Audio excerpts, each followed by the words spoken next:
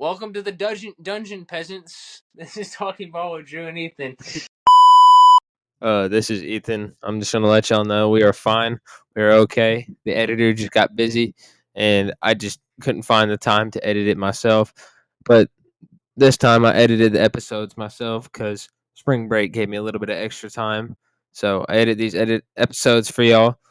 So without further ado, enjoy the 2-in-1. And there's a part 2 coming out later, and y'all get to enjoy that. So enjoy the episode. This is always Talking Ball with Drew and Ethan. And as you can see, I'm a little bit in a different element today, keeping y'all on y'all's toes this week. So yep, we're standing up this week. No more sitting down for right now. Yeah, we decided to not be lazy anymore. Today is the pre-combine mock draft. Yep. So, I believe the Tennessee Titans are picking first. Who do you got? Yeah, so the Tennessee Titans, it looks like right now on the mock draft that they're predicting that Abdul Carter, an edge player from Penn State, could be selected there, which I think would be a good fit. I think I've heard some conversations about Carter and Parsons both being on the same team on the Cowboys. How ironic would that be? But that's best case scenario, though. You think? Yeah. But no, I think and for especially for the Titans, I think they need an edge player like that.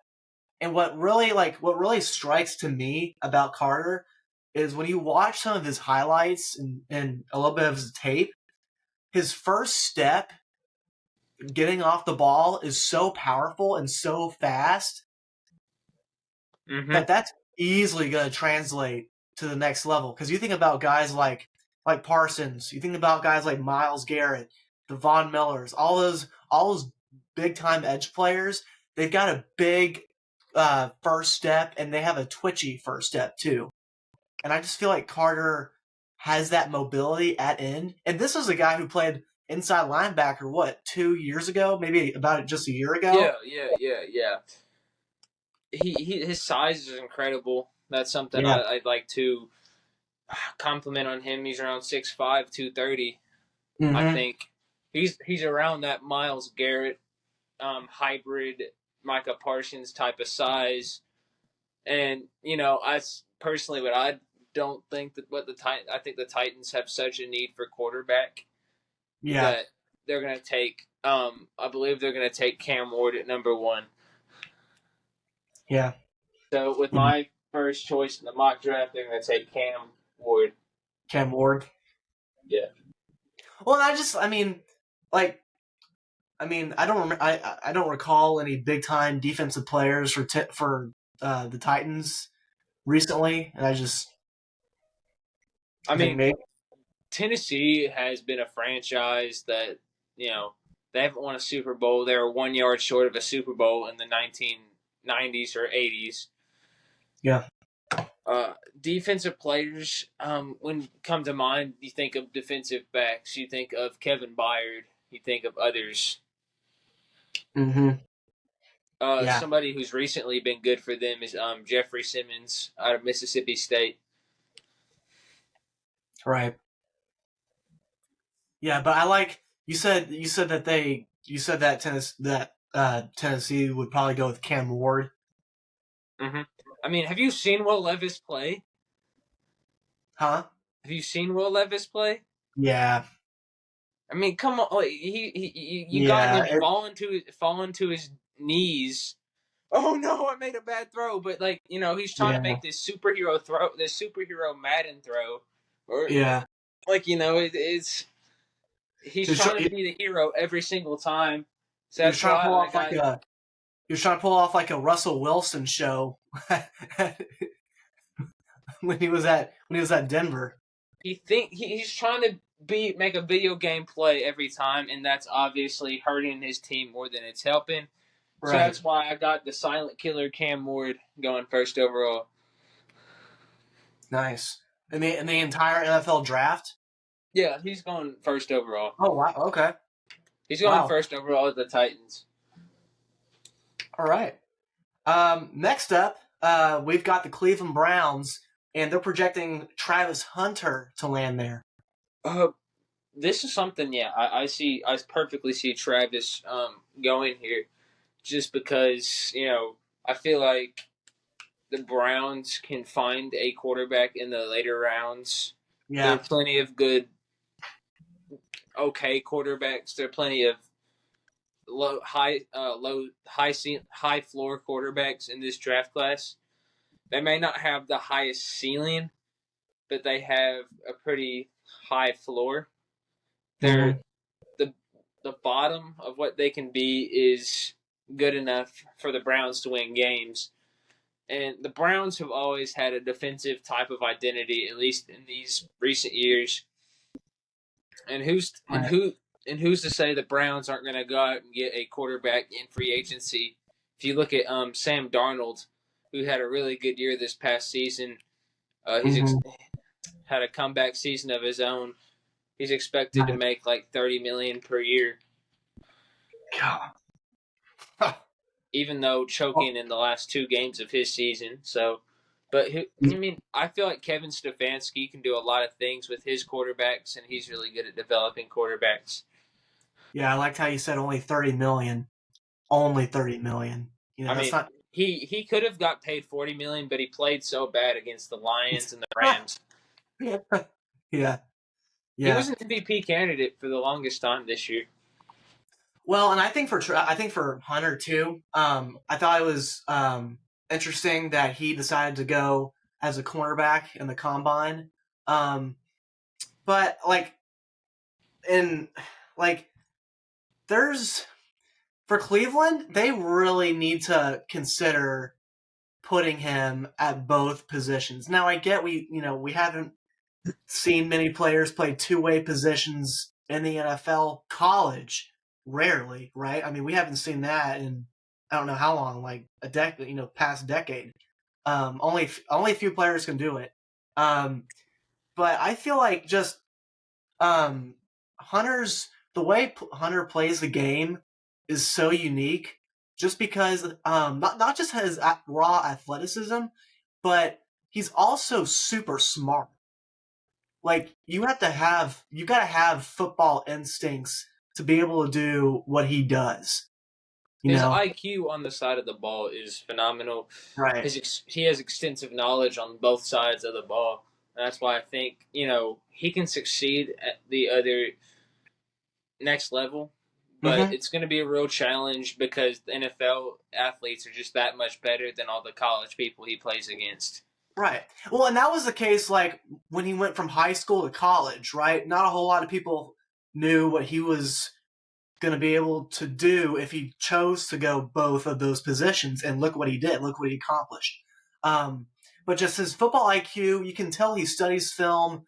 And I just like the kind of contested catches he makes are just like you can't explain them. And then when he plays corner, he's a sideline to sideline kind of player. He's all over the field, and any quarterback who's thrown Travis Hunter an interception, Hunter just comes out of nowhere. The true definition of what a ball hawk is. Yeah. In modern terms, but I think the Cleveland does need to use him in multiple ways. They need to use him as a receiver, cornerback, because let's be honest, Cleveland doesn't really have any hope outside of that. No, they really. You got Jameis Winston talking about crab legs. That's not going to win you any football games. Yeah, that's not going to help too much. But yeah, I think Travis Hunter is a perfect selection here. Yeah, and I also think they'll, thinking that he might, has a possibility of playing both positions. He would work really well as a slot receiver to just get him on the ball on some jet sweeps, have him at like X or Z, man-to-man coverage. I think he would do really good. And then he's one of the best corners in man coverage probably in this draft. So we'll see. We'll see what happens. Almost have to be like a gadget player on the offensive side of the ball. Right, kind of like a Swiss Army knife kind of guy. Okay, and then we got the third overall pick. Who has the third overall pick? You know what's ironic? It's your guy Cam Ward, who they're projecting to go to the New York Giants. Okay, I got Shedeur Sanders going here. To the Giants. I think it's a good situation for him. Yeah, true. I think, if that coaching staff can squeeze 1 year of success out of Daniel Jones, who is a horrendous quarterback for his time there, I think they can get something out of Shedeur Sanders. He's tough as nails in the pocket, hard to bring down in the pocket, laser accurate. Maybe his arm strength is a little lacking, but that's not a huge issue when you're accurate and you're placing the ball where it needs to go. Right. So you got Shedeur Sanders going to the Giants. Yes, I do. And actually, I think that'd be a really good move by the Giants. One, just because I think they need a quarterback who, obviously he can throw the football pretty well, but they also need a quarterback who they really haven't had in a while. They need a guy who can scramble out of the pocket and make some plays. I think so too. They need a guy who can really extend the field. If the pocket breaks down, I mean, we know when the pocket breaks down and Shedeur is under pressure, we know he's got the legs to do it. So, and even if they try to tackle him, I think he breaks several sacks. He's able to break several sacks in a game. Right. And also too, the offensive staff for New York. I mean, given they haven't had the past couple of seasons, they haven't had the success that they've wanted. But remember, first year. What's their head coach's name? Brian Daboll. Brian Daboll, that's right. Remember, Brian Daboll had the Giants in the playoffs a couple of years ago. Now, like I said, the past couple of seasons weren't exactly what they wanted it to have, but Brian Daboll, he's coached many really good quarterbacks. He was at Alabama under Nick Saban, a couple of years ago. He's been in the NFL now for a couple of years. He was Josh Allen's offensive coordinator in Buffalo. So he's been around the greats. So I think if Shedeur were to go to New York, if he could develop him, that could be a really good fit. I 100% agree with your statement. I just think like if New York, if the Giants can get a guy, especially a quarterback who can move like Shedeur, that can cause a lot of defenses some havoc because that's really hard to defend because you don't know what he's going to do. Yeah, I don't think his legs are elite, to be fair.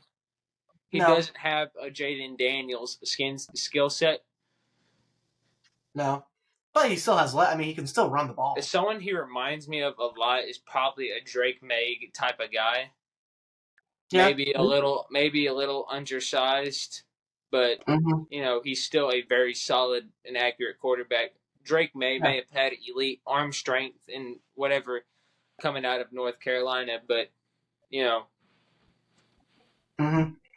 Shedeur Sanders, I think, is the type of guy who he can fit the ball into any type of window you ask him to. That's just the type of quarterback he is. And speaking of Drake May, his Patriots are the 4th overall pick. Hey, you never know. So with the 4th overall pick, the mock draft I'm looking at has LSU's tackle Will Campbell going. Yep, to the Patriots. And I think this is an excellent move for New England. You got to protect your franchise guy at quarterback. It's just a no-brainer. And I think for New England as well, they got a new head coach now. I think and especially they get a head coach who, his identity is building, a pretty good offensive line. And I think because if New England can build up their offensive line and defensive line, of course, but if they can build up their offensive line like it used to be, they could get back. They could get right back on track. The Patriots have always been that type of team. You know, Tom Brady was one of the least sacked quarterbacks in the league when he played. You know, they've always usually had a good offensive line. They know how to scout that type of talent, but recently in these years, their offensive line hasn't been the best. And that's why I think Will Campbell's a perfect fit. I don't think there's much explanation. There's much debate on what the Patriots really need. Yeah. And this guy had a heck of a career at LSU. He was one of the top offensive linemen, I think, in the draft. No, even then we've got the Jacksonville Jaguars at 5, taking Mason Graham from Michigan. Really? I have Will Johnson from Michigan. Oh, that's what. Oh, I think we're looking at two different ones. Oh. But two Michigan guys. You know, Jacksonville in years past, especially in 2018, where they had that really good defense that almost led them to the Super Bowl. You know, I think they're trying to get back to that with Trevor Lawrence at the helm. I just really think Trevor Lawrence needs some help too. You know, his defense isn't giving him a whole lot of favors. Yeah. Well, his offensive line, Lawrence's, they've been so-so. Yeah, I don't know. I almost would say take an offensive lineman here for Trevor Lawrence, but you know, I feel like he's gotten a lot of offensive line help recently in recent history. Yeah. But I like the defensive back there, Will Johnson. I love that pick there. Great ball skills, great cover corner. I don't think you can go wrong with either guy. No. And Will Johnson coming into the previous college football season was like one of the top corners in the country. So, yeah, I mean, and Johnson he's 6'2", 203 pounds. He's got really good instincts. So, he might need to gain a little bit. He might have to put some muscle on, but 6'2" is a pretty good frame. Yeah, I think Will Johnson's perfect for this Jacksonville defense. Yeah, I think it could work out for him. But the case for Mason Graham is that, you know, Jacksonville's had a lot of success with pass rush in the past. They had an entire era where they were called the Saxonville Jaguars. And bringing back the success that Calais Campbell brought all those years ago is certainly tempting. But, you know, when you're giving up all those points to passes and not really stopping the forward pass, as Mike Elko would put it, you need to draft corners and get to the quarterback. So, I mean, I think drafting Will Johnson here is a perfect pick. Yeah, well, if they can defend the forward pass, you know, that's always a bonus. Yeah, it is. It sure is helpful. And number 6, the Las Vegas Raiders. I have Shedeur Sanders. Yeah, and I see that one on mine too, which, you know, I think that's interesting because Chip Kelly recently became the offensive coordinator for the Las Vegas Raiders. Isn't that interesting? I think that's going to be a fun offense to watch, no matter who they have at quarterback. Yeah, because they still have their they don't have their. Yeah, never mind. You know, they got Brock Bowers. I think that offense has potential to be really interesting this season. Yeah. If Shedeur Sanders is put in that spot. But I think since I don't have Abdul Carter going at 1, I think this is where the Raiders take him to bolster up that defense and put him and Max Crosby together. Dude, I was about to say that combination would be deadly on the edges, man. That would be holy cow. But this would obviously be an ideal world where he slides all the way down to 6. Wow. Just imagine Abdul Carter and Max Crosby on the edges. That would be certainly interesting, wouldn't it? That'd be insane. That pass rush should get infinitely better. And Crosby would kind of be like a mentor to Carter. Yeah, you would definitely have a good defense for the next couple of seasons. Mm-hmm. And it doesn't matter. Your offense is going to be something with, Chip Kelly. He has a bunch of innovative styles on offense. That quarterback is going to usually succeed in his system. I mean, look at what Marcus Mariota did. He succeeded for a long time. Got Tennessee to a couple playoff appearances under a Chip Kelly offense that he was accustomed to running at Oregon. I think Chip Kelly is really good with quarterbacks. So yeah. Oh, look what he did with Will Howard last year. National championship. Yeah. Yeah. So I think Abdul Carter is my pick here. Mm-hmm. And then at number 7, the New York Jets have, I don't know if I'm going to pronounce his name right, but Terry Toria McMillan, wide receiver from Arizona. The Jets, I see that as a perfect fit. I almost see them trying to take an early reach on a quarterback just because they lost Aaron Rodgers. But I think McMillan is a perfect pick here, or a tight end, and like Tyler Warren maybe. Well, because don't they still have Davante Adams?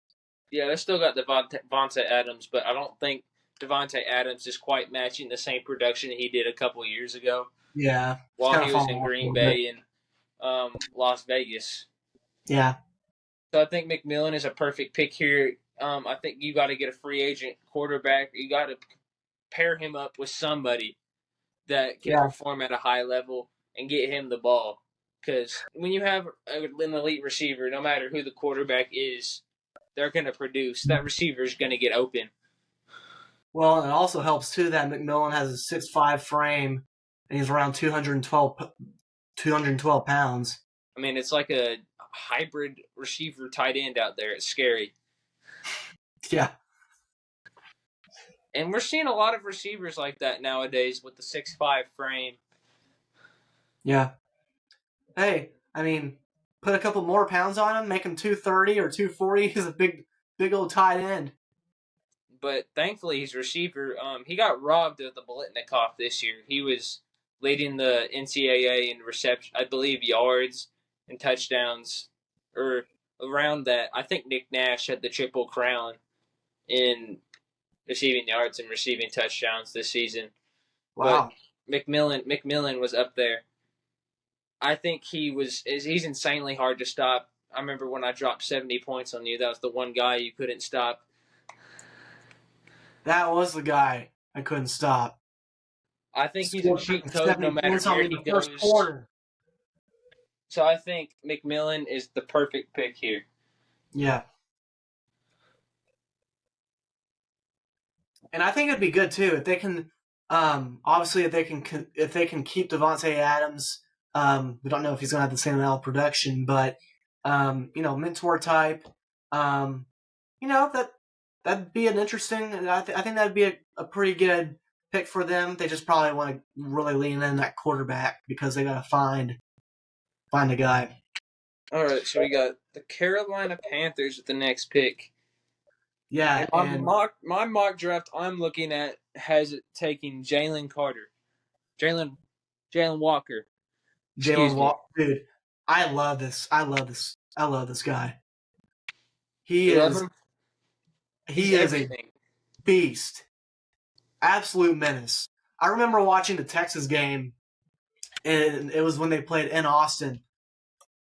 Man, he controlled their offensive line like it was nothing. I mean, they kept moving around. They kept moving him around, whether that was on or off the ball.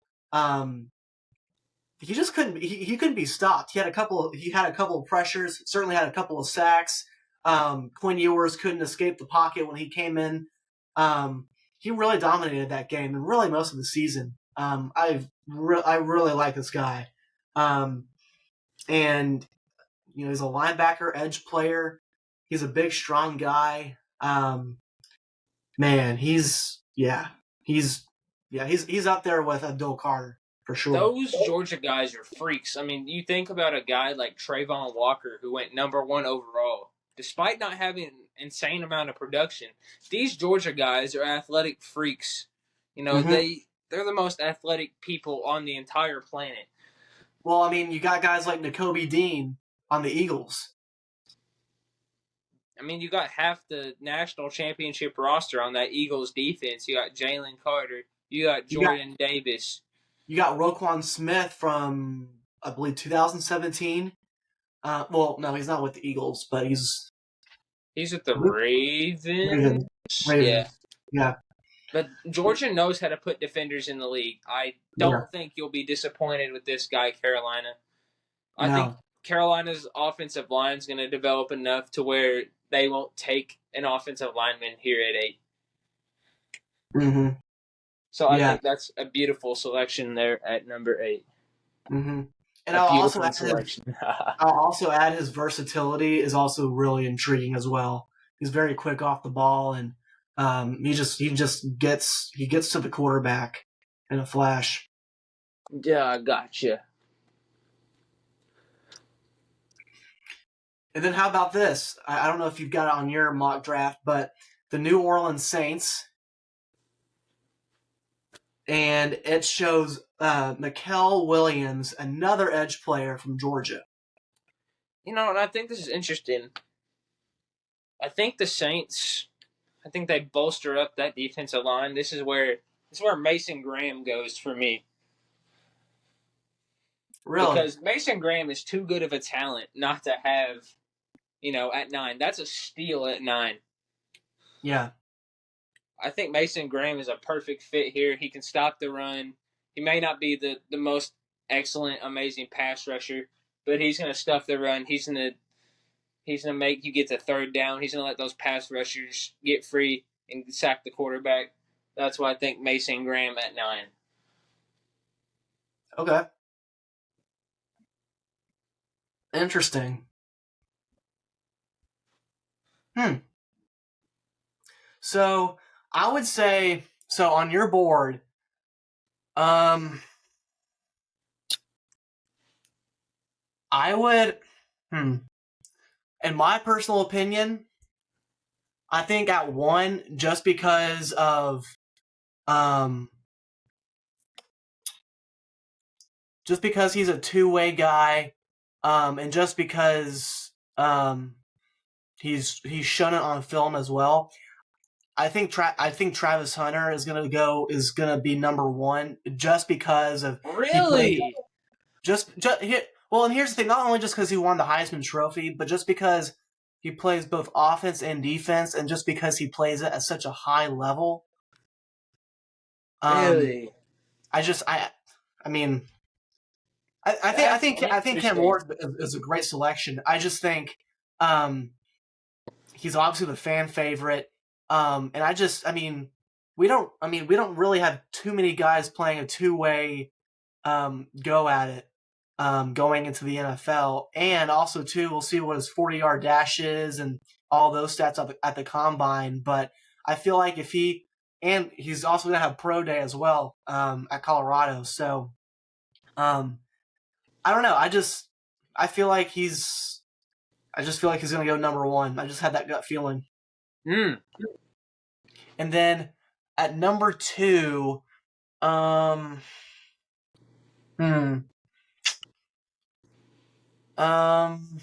think this is where you would think Cam Ward goes, right? Yeah. At 2, because you've been looking at. I mean, we've been going over the picks pick by pick. Yeah, I would say I wouldn't have Abdul Carter at 6. I think I would have him a little bit higher. I think he's too talented of a player, but there's so many teams that need a quarterback. Yeah. I think he's almost perfect where he is. Yeah. I mean, I could always see, like, I mean, the NFL draft is always shocking to me because, I don't know what these GMs inside their heads are thinking. I don't know what direction they want to go with the franchise. Yeah. Well, imagine, like, just think about it. Imagine if New York did somehow get Cam Ward. You know, That would be an insane slide for Cam Ward. if the Giants got that. I think the Giants are going to get their quarterback no matter what. Yeah. They're going to get a guy that they want. Yeah, I agree. But anyways, yeah. At number 10, the Chicago Bears, and they're projecting Kelvin Banks, the Texas offensive tackle. I think that's good for them. Caleb Williams is one of the most sacked quarterbacks. No ifs, ands, no buts. From last year, yeah. That's just the perfect pick for me. They need to build that offensive line back up. I think that's just perfect. Like, there's no other justifiable thing. Mm-hmm. And then I think we can move on to 11 pretty quickly. Yeah. Number 11. 49ers, Mason Graham, defensive tackle, Michigan. Wow. I think San Francisco loves their linebackers. And San Francisco loves having a good defense. I think they take Walter Nolan here at Ole Miss. Really? Wow. Since the top D tackle is off the board, and that's obviously a need for them. I think they take the second best D tackle on the board, Walter Nolan. He's the old A&M transfer that went to Ole Miss, huh? Wow. That'd be a good pickup. Not gonna lie. I think that'd be a pretty good pickup. You just need D tackle. I think that's perfect. Mason Graham already went at 9 to the Saints. You go grab yourself another really talented defensive tackle. Yeah, and you also talk about having Nick Bosa. Yeah, that defensive line is always going to be talented, especially if they get Walter Nolan and he pans out. I think that defensive line is going to be great for years to come. Especially because he's a really good defensive tackle inside. Maybe draws comparisons to Aaron Donald. We don't know. We haven't seen the second coming of Aaron Donald in a long time. That's a big comparison to be thrown out. We'll see. Maybe I haven't really seen too much of his tape, to be fair. But maybe that's what the 49ers can squeeze out of him. Number 12, the Dallas Football Cowboys. Who are they taking? Ashton Venti. No, that's a no-brainer to me. That if Dallas can find a way to somehow pull that off, man, that would light their world up. I can't tell you how much that would. You get a generational running back. He breaks tackles with 10 people in the box. He is the definition of untackleable. You cannot bring this man down with one defender. The Cowboys need a running back. Who's going to run? Who cares about Rico Dowdle? Sorry, Rico Dowdle. Who cares about him? Who cares about Rico Dowdle? Rico Dowdle has been a second running back his whole career. I'm sure he doesn't mind being a second running back again to Ashton Venti. And then Ezekiel Elliott decided to just dip. Yeah, I think he just retired. He just needs to retire. Yeah, I this is a no-brainer for Dallas, in my opinion. If they're able to pick this guy up, not only would that be a win, but their running game would definitely start to pick up a little bit if their offensive line can block for a yard. Their offensive line is usually pretty solid. I think, we'll always figure something out with that offensive line. We've done really well with our offensive line in the past. So I think we take Ashton Venti here. Mm-hmm. And then at number 13, we got the Miami Dolphins potentially taking Tyler Booker, offensive lineman from Alabama. I mean, you always need offensive line. I don't know what much to say. I didn't really watch the Miami Dolphins too much this season. Tua gets a lot of concussions. He gets hit a lot. You want to keep that guy safe. I mean, considering he's 6'5", 324 pounds, it's pretty good. pretty okay. I think you need to keep Tua safe. He's a very injury-prone guy. Yeah, he's had a lot of injuries the past couple of years. So you keep him healthy, you have success. And especially, I think Tyreek Hill seeking out a trade right now as we speak from the Miami Dolphins is what it seems like. They could go receive. I think they could go receiver here, but as of right now, until the Tyreek Hill thing, whatever happens with that, I think Tyler Booker's a perfect selection here. Okay. Yeah. And then the Indianapolis Colts at number 14. This would be a big pickup. Tyler Warren, tight end from Penn State.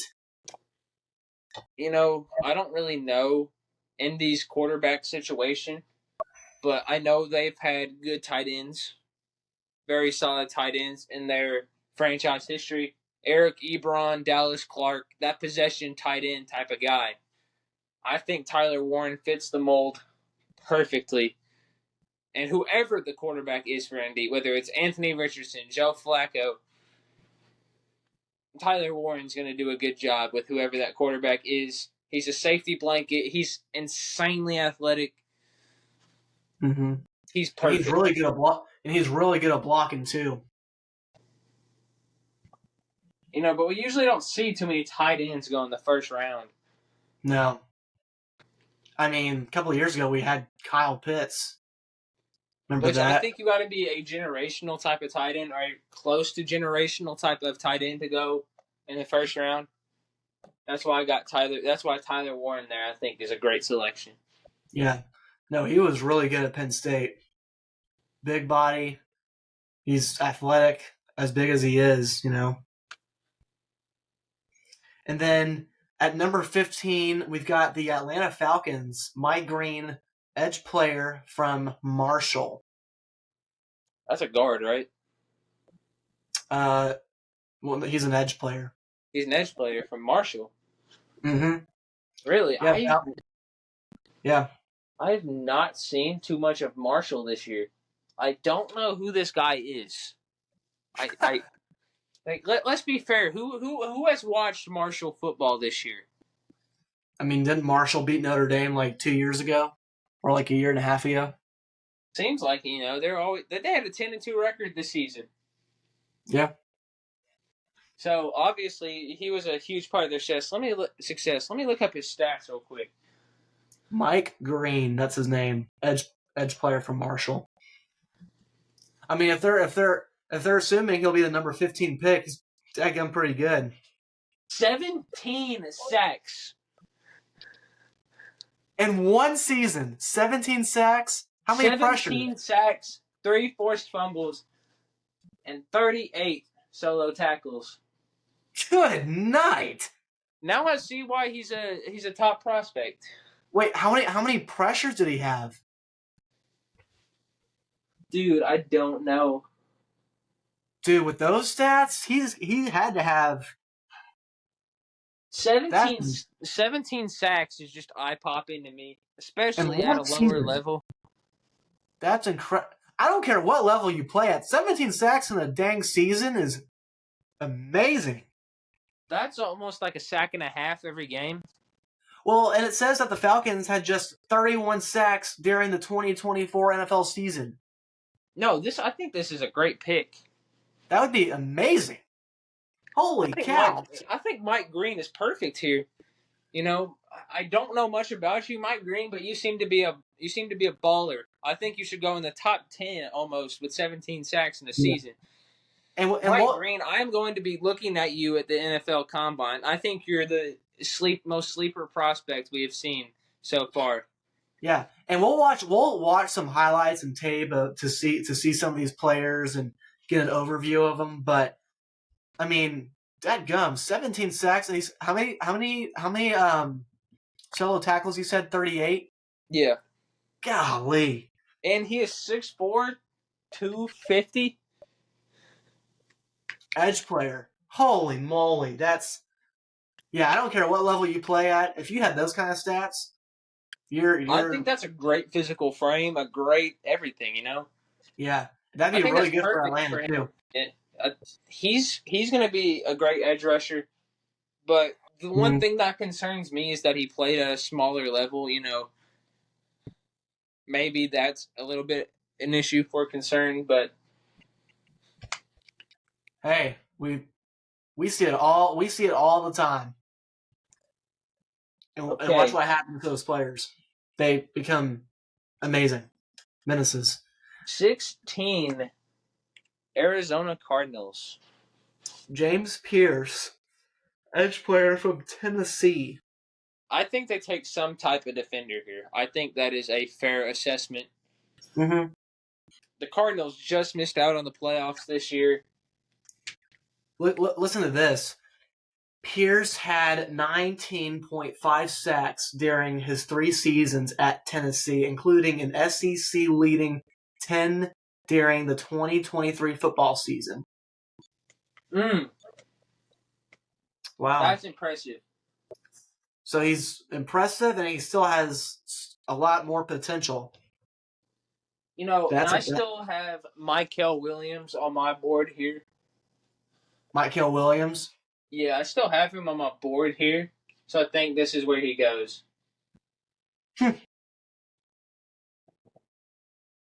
Instead of, what was it, Pierce from Tennessee?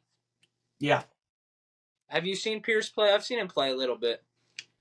I feel like I have. I probably need to go watch some of his highlights, but I think Arizona takes defense here, though. I think that's a perfect assessment. Yeah. And then at number 17, we got the Cincinnati Bengals. Jahdae Barron, cornerback from Texas. The Bengals, the best corner they've had in recent years is, Mike Hilton and Eli Apple. Do you really want Eli Apple out there covering elite NFL wide receivers? No, you don't. Let's be honest. Eli Apple is not a good corner. So how would you feel about Jahdae Barron fitting in the Bengals scheme? I think he'd fit in there perfectly. If I knew his size, I'd be able to get a more, estimate on what type of corner he could be for the team. Yeah. Well, he led the SEC with 5 interceptions in 2024. Oh, ball hawk, probably. Mm-hmm. Yeah. Yep. So, Jahdae Barron. And they're also kind of comparing him to similar. They're also comparing him to a similar cornerback in the NFL right now with the Detroit Lions and Brian Branch, safety from Alabama. No, yeah, nickel corner. I don't really like that the comparison. He's 5'11", 200 pounds. He's quite undersized to be like one of those nickel tackle type of guys. Right. I just don't know if nickel is really a fair assessment because 5'11", 200 pounds is really not that big for the National Football League. Yeah. And when you got to tackle people like, you have Derrick Henry in that division you got to deal with. I don't think you're coming down and making tackles against Derrick Henry. No. But I still think the Bengals, this would be an excellent fit for them. Nickel corner is what they say he's going to do. So that's what I believe. And then at number 18, we got the Seattle Seahawks. Josh Simmons, offensive tackle from Ohio State.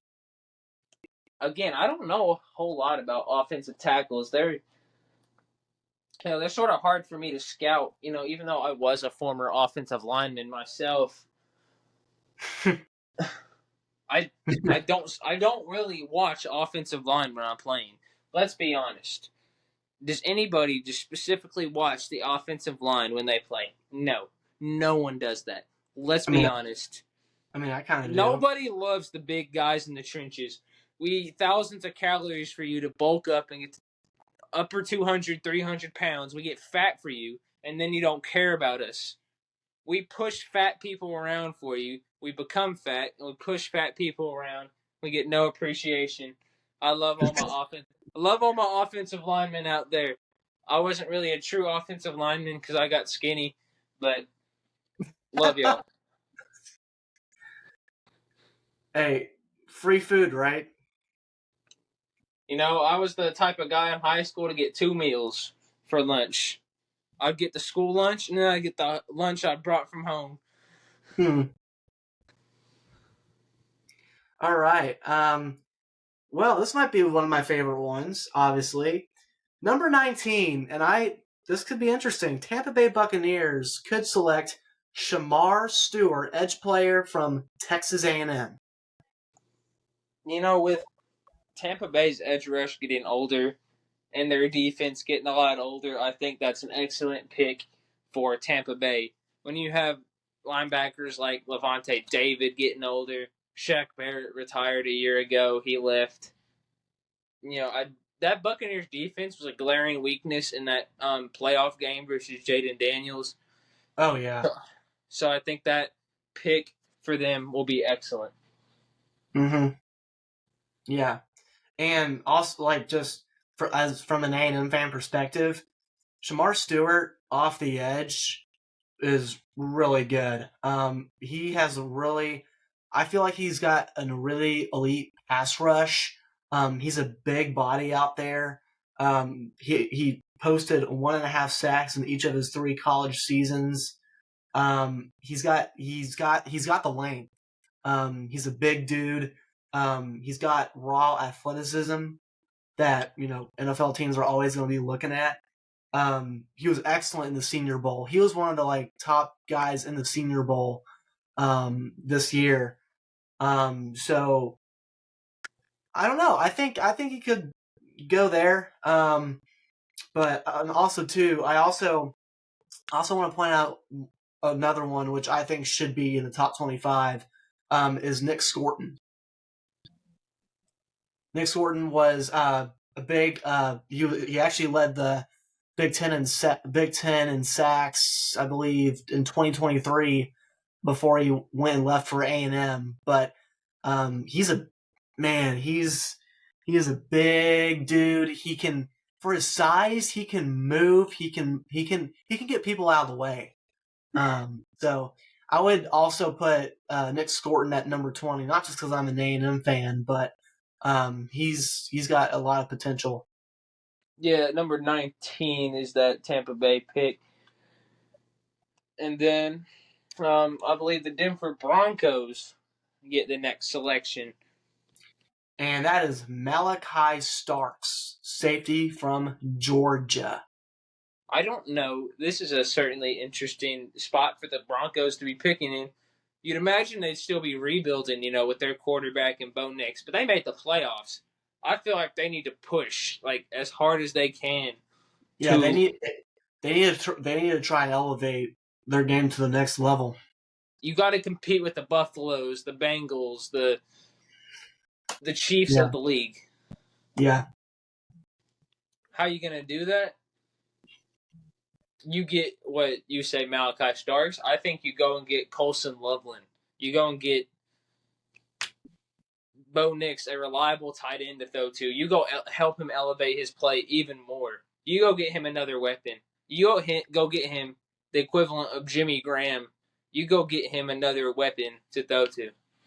Imagine if they went to go get Edmund Adebuka from Ohio State. Or Luther Burden. Oh my gosh. Yeah. Yeah.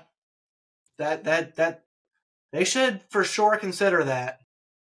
But, Colston Loveland's drawing a lot of comparisons to Sam Laporta for the Lions. And you've seen what Sam Laporta can do. So that's why I like Colston Loveland here. That gets Bo Nix another weapon. Right. And then at number 21, the Pittsburgh Steelers just said his name, Edmund Adebuka, wide receiver from the Ohio State Buckeyes. 21?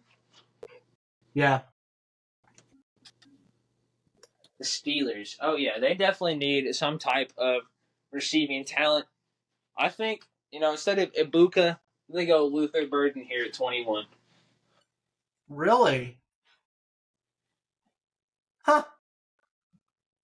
So you would have Luther Burden over Edmund Adebuka? Ibuka's a little older. He's a little bit older of a prospect. Burden's a younger guy.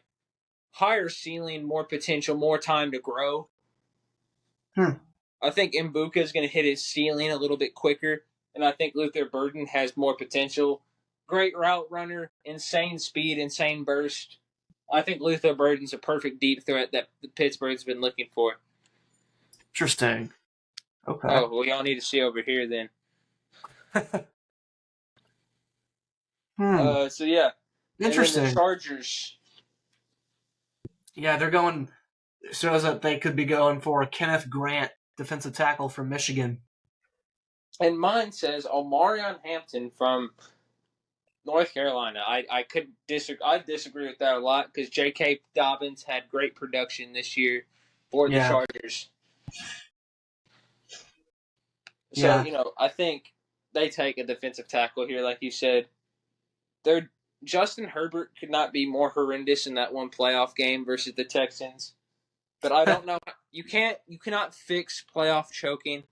You just got to draft. You got to stick the course. You got to go to the plan. I think Jim Harbaugh is going to draft one of his guys from Michigan. I think that's a perfect pick. Yeah, and I also think that'd be a good addition to their defensive line. Just because it continues to build depth at that position that you always need. Totally agree. And then at number 23, the Packers, Siobhan Rivell Jr., cornerback from East Carolina. I have not seen too much of him play, so I cannot really say anything. But so it sounds so. Let's see. So Rivell, he's got a 6'3" frame, and we'll watch some of these guys' highlights. But he's got a 6'3" frame. He actually had a season-ending ACL tear he suffered in practice. He had 2 interceptions in 2024, despite obviously limited playing time, 3 games. So, he didn't, maybe his measurables are just really good. Yeah. I mean, let's see. Let's look at his measurables.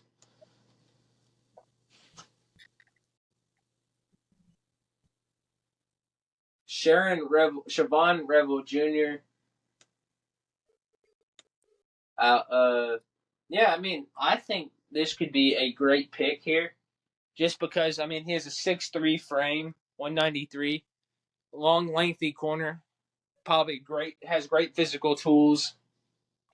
That'll be a perfect pick for the Vikings. The Packers. That'll be a perfect pick for the Packers. Packers are good at developing corners. Jair Alexander most recently. Well, and the Packers had a really good defense last year.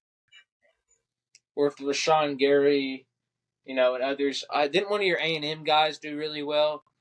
Yeah, Edgerrin Cooper, inside linebacker. So yeah, I think they just continue to add on to the defense here, and they help out Jordan Love on the back end. And then at number 24, the Minnesota Vikings, and they're projecting Benjamin Morrison, cornerback from Notre Dame, to potentially go there. I have no clue who that guy is, so I'm going to get one of the Ohio State running backs here. I say Quinshon Judkins goes here. Okay. Aaron Jones is getting up there in age. Quinshon Judkins is an amazing play. I'm butchering his name. I'm sorry.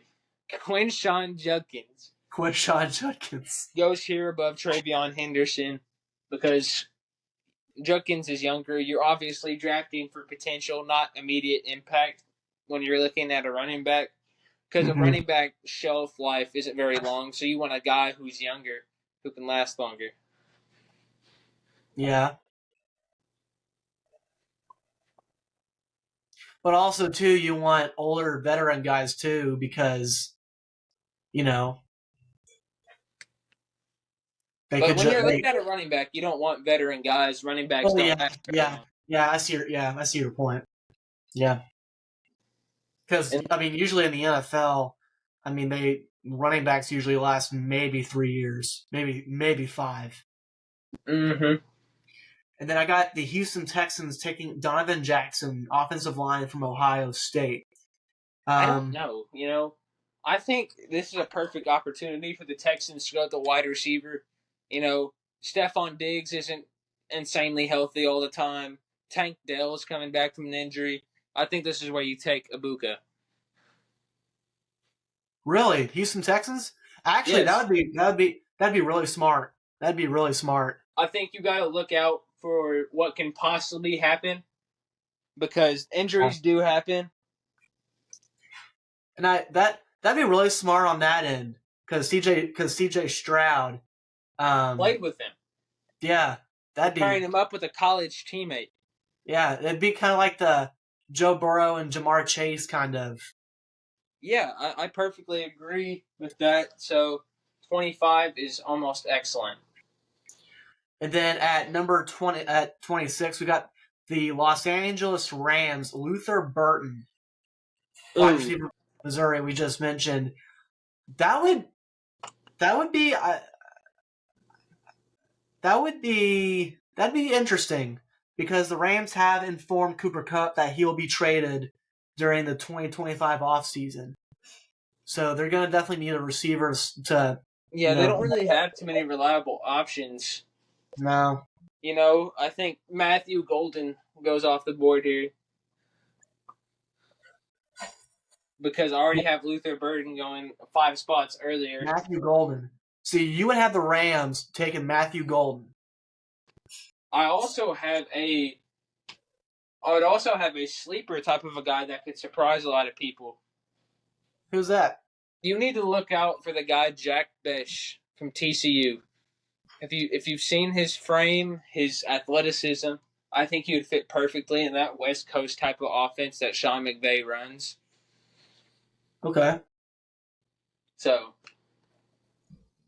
but I Interesting. think Matthew Golden's obviously the better player, so they take him here. Yeah. I like that Matthew Golden pick. I like that. Yeah, but you said Luther Burden. I like the Luther Burden here too. If he doesn't go sooner, yeah. obviously Luther Burden can go there, but Yeah. No, I like both those picks. And I believe Matthew Golden led the team in receptions last year for Texas. no, he played phenomenal. Yeah, he had like 9 touchdowns on the season. Oh yeah, great. He played great. And then the Ravens, Armand Memboyu, if I'm saying that right, offensive lineman from Missouri. Missouri. Mizzou. Yeah, I don't know here. I don't really know what the Ravens need. They need to figure out a way to contain Mahomes. They need to figure out a way to contain Josh Allen. Yeah. I think any pick on defense here really works out for them. Mm-hmm. But I want to go with your pick there. What was the guy's name? Armin Memboyu. I don't know how to spell it. The guy with a fancy last name. Yeah. Here, I'll give you the last name. It's MEN. You don't have to spell it. I'm gonna butcher it anyway. All right. Just trying to make it easier. 28 got the Detroit Lions taking a offensive guard. Donovan Jackson is what it says on mine. Gray Zabel? I don't know who the Lions take here because they really looked. I don't know how you fix Jared Goff playing bad. I guess you just go get more defense, in my opinion. I think you go get Malachi Starks here because you're bound to get injured. You're bound to get injured in this. You're bound to get injured in the secondary. And Malachi Starks is a very versatile defender. He's played corner. He's played safety. He would fit the Brian Branch type of role that would be a good pick. The Detroit Lions have. Interesting. I think Starks' potential is through the roof. Oh, yeah. Yeah, for sure. And then at number 29, the Washington Commanders, Matthew Golden, wide receiver, Texas. Interesting. That's a surprise.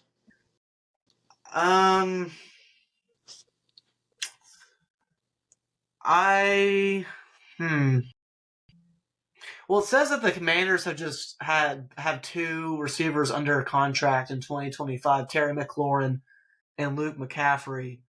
I mean, I guess that could work. I, I can't really see Matthew Golden going to Washington. No, I don't either. I don't know. I don't know about that one. I see what 2029. I don't know if I think you draft. I don't. Josh Simmons is already off the board. Okay. Where would you put Isaiah Bond? I don't know. If he tests well at the combine, I think you can get him in that first round. But if he doesn't test well at the combine, I don't know where you can put him. Or where would you put Gunnar Helm, the tight end? There's so many. The skill players are good. The quarterback position is really weak this season. Yeah. But, Gunnar Helm is a great guy, but I don't think he's the second best tight end.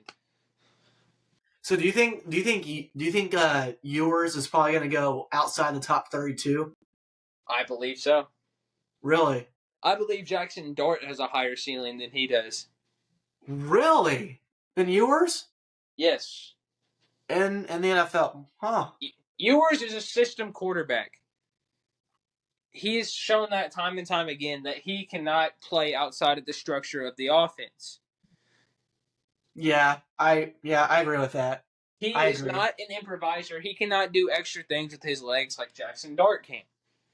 Well, I mean, he's not like a dual threat guy, but he can pick up yards when he needs to. I've seen Jackson Dart truck folks in games.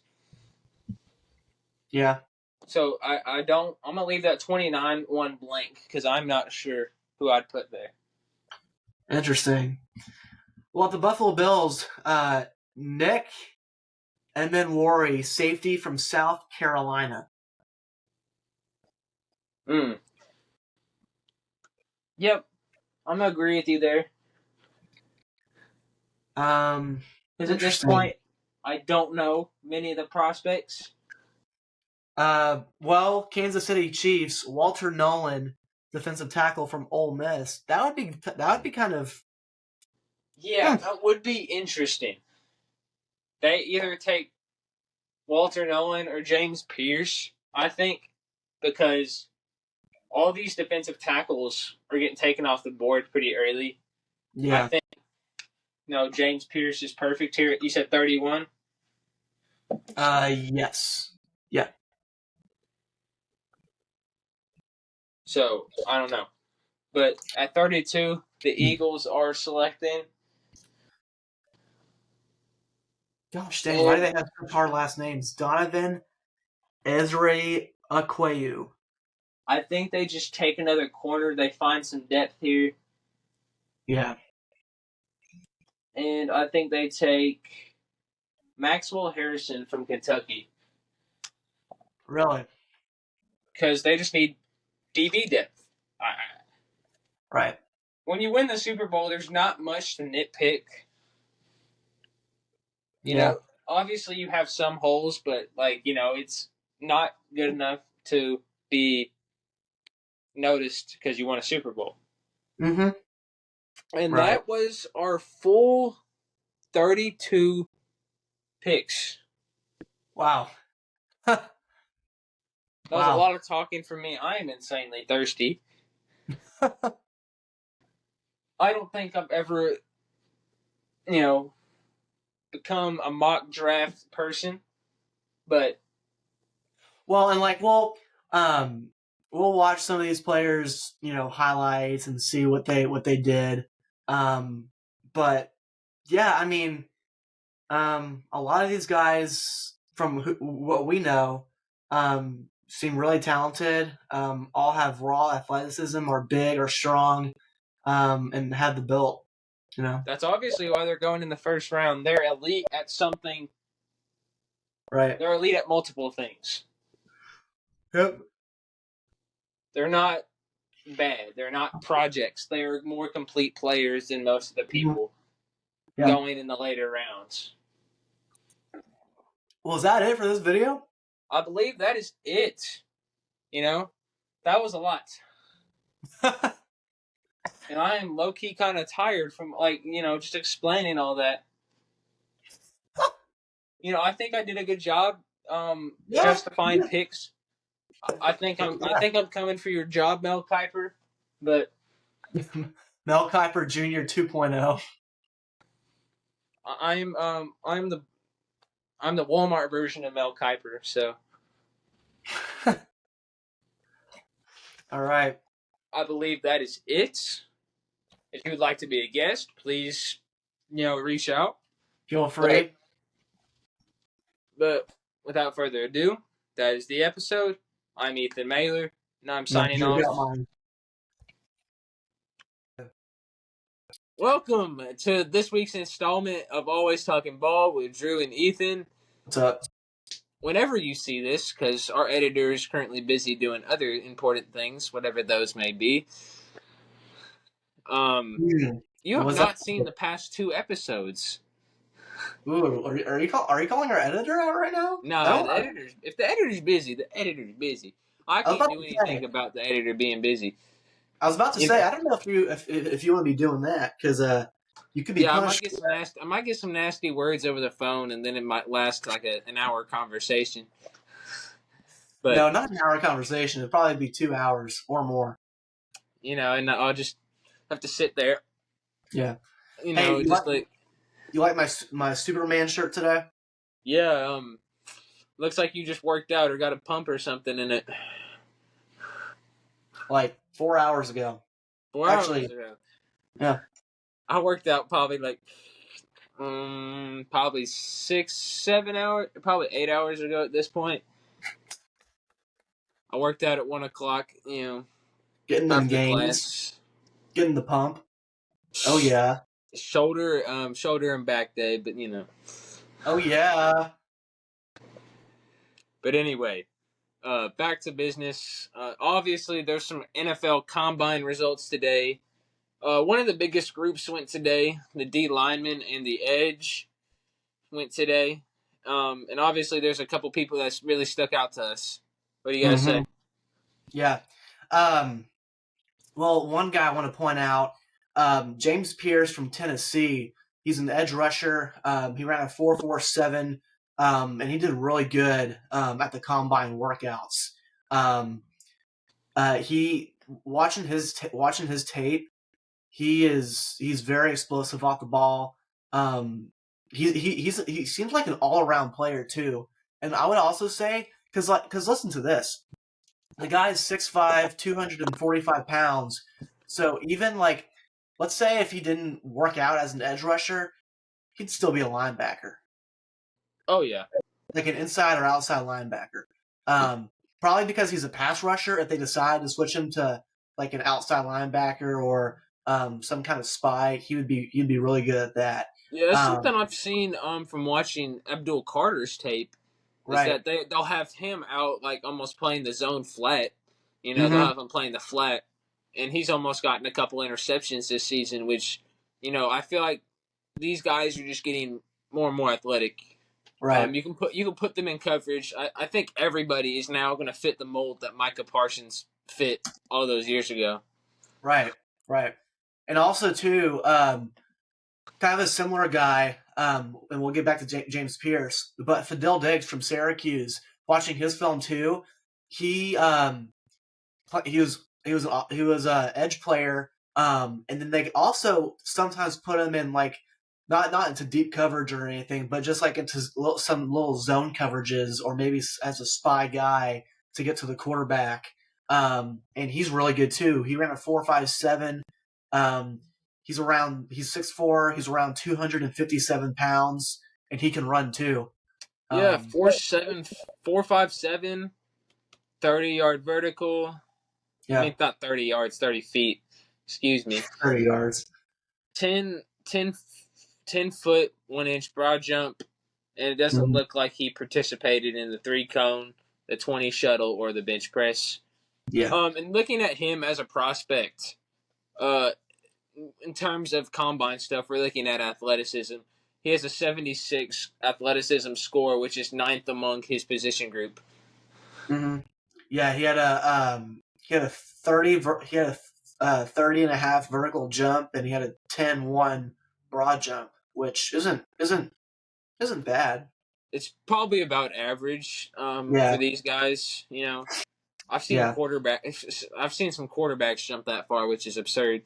But Yeah. he looks really good. Obviously the production. Yeah. Watching his film, his production is he's a really strong guy. And he's a big disruptor in the backfield too.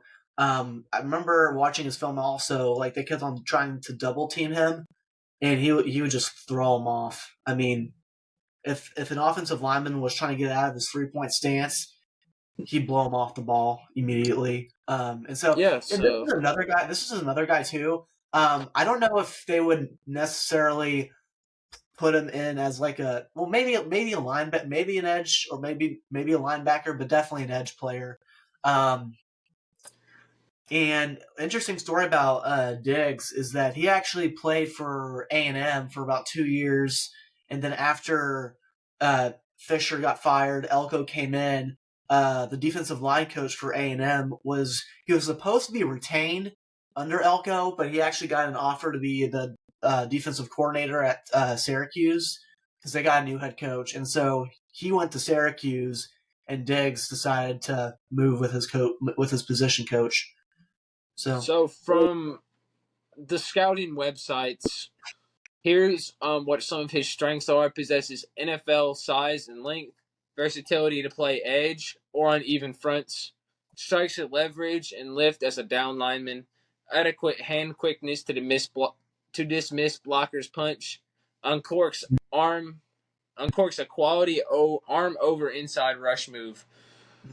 Weaknesses may include plays with lack of feet instincts versus the run, fails to locate the ball with consistency, does not play with enough decisiveness or burst, needs to deliver a forceful initial punch as a stand-up edge, pass rush is too rigid and lacks flow.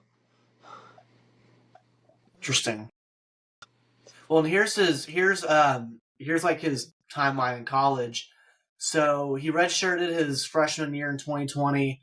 2021, he actually played in all 12 games, had 9 tackles and 2.5 tackles for loss, and he actually had 1 sack and a block kick.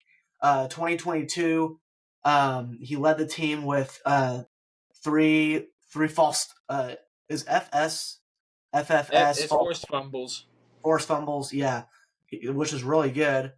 He started 8 games, had 28 tackles, 5 TFLs, and 3 sacks.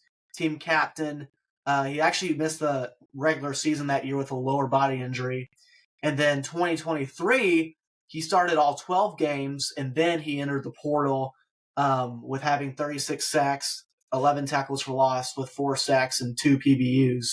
And 2024, he was an honorable mention all ACC, led the team with 14 tackles for loss, 7.5 sacks, and he also started 12 games.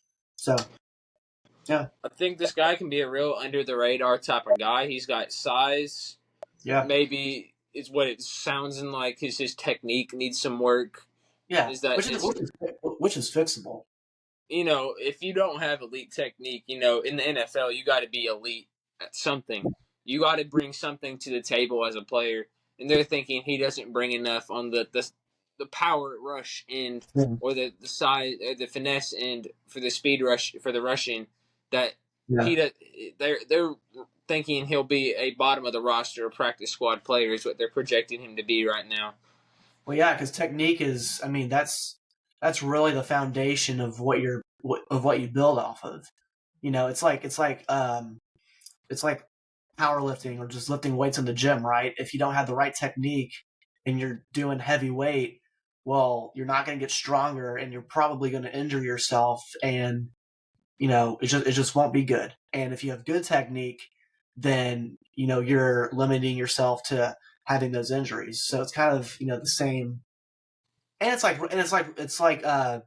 running too. If you have the right technique, you're gonna go faster. If you don't have the right technique, you're not gonna be able to um, run as fast. And it's like for example, like the 40-yard combine, right?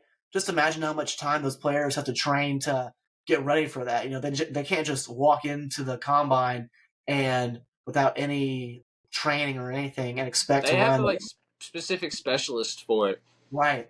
That help them with their technique and all that to help them that help get. them get out the blocks, to help them Uh-huh. run. Yeah. But speaking of 40-yard dash, someone that really impressed me overall in the combine was Texas A&M's own very Shamar Stewart. Shamar Stewart, yes, sir. He impressed me a lot at the combine today. Yeah. Well, it doesn't. It helps when you're 6'5" and 267 pounds, and you also have a vertical jump of 40. That's an NBA power forward right there. Have a broad jump of 10-11, and had a 4.59 40-yard dash for an edge player. Ain't too bad. And I think the scout grades just speak for themselves. An athleticism score of 84. That's third among his D end and edge rushing position. Mm-hmm. Well, and I'll read some of the strengths for him that they put on. So strengths are carved from granite with a rare combo of size, length, and explosiveness.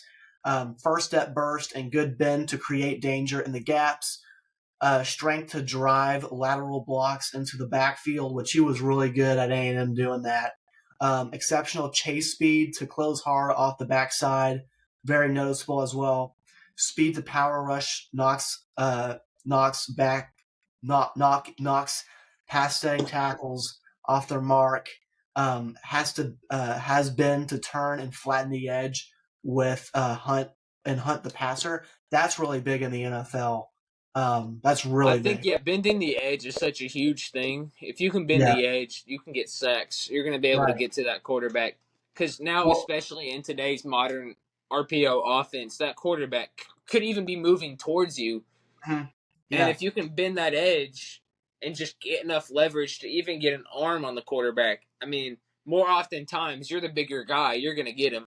Right. Well, and also, being 6'5", 267 pounds, he's got a lot of advantage on his side. Because first off, he's big, he's lengthy, he's strong, and he's pretty dang fast too. So that's really big, and that's a huge advantage for him, his size. And then will threaten guards with length and quickness as a sub rusher inside, so they can move him inside and out if they need to. I think. Traits, versatility, and upside make his development a matter of what and not if. I think he could. There's a lot of position versatility here, like you said. That size makes him a very versatile, prospect in that regard. With him being 267, maybe he's not doing it at edge rusher. He can put on a few pounds, move inside, and have a successful career there. But I do think with his length and the speed that he has, especially as an edge rusher at 267 pounds, I think it would be a real weapon for a team to have a guy who can not only split defenders, but we talked about the speed and being able to bend around the tackle would be huge. And the fact that he can jump really pops out for me because he might be able to bat those passes down. Yeah. Those low passes to quarterbacks. Yeah, and watching his film, he had a lot of batted passes at the line of scrimmage, and they even at A&M they even played him inside as well, and he blocked some really good passes. Which if he doesn't, I feel like this guy could really pan out. But if he doesn't, he could be a really great special teamer. Oh yeah, he could be a really great special teamer if he does not pan out on the edge rushing end. And for me, it's way too early to be, making bold statements or anything. But that's why I said if. Yeah. That's why I said if. I said if he doesn't pan out as an edge rusher, he could be a really good player at his position. Well, and like a lot of people, some people are trying to compare him to Myles Garrett. Well, I mean, you can do that, but I mean, The pro comp he's getting is Roy Robertson Harris, which I've not heard of. yeah, yeah. I don't watch Which enough NFL for that, but which I mean, I'm really happy that he's getting that recognition. But you know, you never want to jump to conclusions, you know, that early, you know. let's see if 'Cause I any have D respect. tackles. D tackles also went today. Let's see if there's any D tackles that really stand out to me. Yeah. Oh, going back, let's talk a little bit about James Pierce from Tennessee. Yes, yeah, I think that's important to mention here in the fastest 40 time out Yeah. of all edge and D end players. Well, let's So see this guy, his overall combine performance. He has a really good grade for, like, if you're looking at his prospect profile. mm-hmm. He has Yeah. 81 production score, a 74 athleticism score. So overall, he's a really good prospect at a solid 80 overall, which makes him the 4th overall edge and D lineman prospect. Yeah, and this guy's 200 or not 200. This guy is 6'5", 245 pounds. This is another guy who I could totally see somebody, you know, whatever defense he's in, this guy could potentially switch to an outside or middle linebacker role if edge doesn't work out for him in the NFL. He's built Which, like a linebacker. yeah, and he's really fast off the edge as well. Well, yeah, the 40 kind of showed that one, didn't it? Yeah, yeah, for sure. It says explosive first, second, and third steps in his rush, just like you said. Mm-hmm. Yeah, and then just some weaknesses. Needs more mass and play strength for transition into pros, and that's what I'm saying. Like if it didn't work out for him at edge, they could easily switch in the linebacker. Yeah, there's a lot of linebackers around that 6'5", 230, 240 size. Yeah, If he decides, I feel like in the NFL, it's a lot easier. Like when you're that big, when you're 240, 250 pounds, it's going to be easier to drop weight than it is to put on weight at that point. Yeah, yeah. You know, maybe he drops 15 pounds, 10 pounds to play linebacker. You know, because I feel like he could do that at this point. But right now, he has potential to be a really decent speed rusher in the NFL. Mm-hmm. Yeah, and then just another one. Lacks swipe strength to displace blockers' hands once they are in. Pass rush can be knocked off track by a firm punch. Tight hips make it easier to guide him past the pocket and struggles to break down quickly in space, allowing sacks to slip away. And obviously, the NFL, you're going to be facing offensive linemen who, I mean, let's take an example. The Philadelphia Eagles, most of their offensive linemen are almost 7 foot. Most of them are 6'8", 380 pounds. Yeah, you got a former rugby player there, Jordan Mailata, playing tackle. Yeah. That's going to be hard for him, to be honest. If he gets drafted into the NFC East, that's going to be super hard for him. And even then, you got offensive linemen like Joe Alt just dominating as a rookie. The tackles are just getting better and better, just as long as the edges are getting more and more athletic. You know, athleticism is going to improve as you increase in these generations. I honestly hope we never have DNs running 4.2s, but it's going in that direction right now. Hey, with our fastest guy running a 4.47, I mean, it's not impossible. Well, to be fair, it wasn't the best year for speed rushers. Like, it wasn't good for rushers running the 40. Because I believe Montez Sweat ran a 4.3 one year. Man. Out of Mississippi State, and he's playing for Chicago right now, I believe. So. Let's see. This one, I'm sure our good old friend Caden Cooper is going to be happy with this one. Landon Jackson, edge player from Arkansas. Let's talk about him a little bit.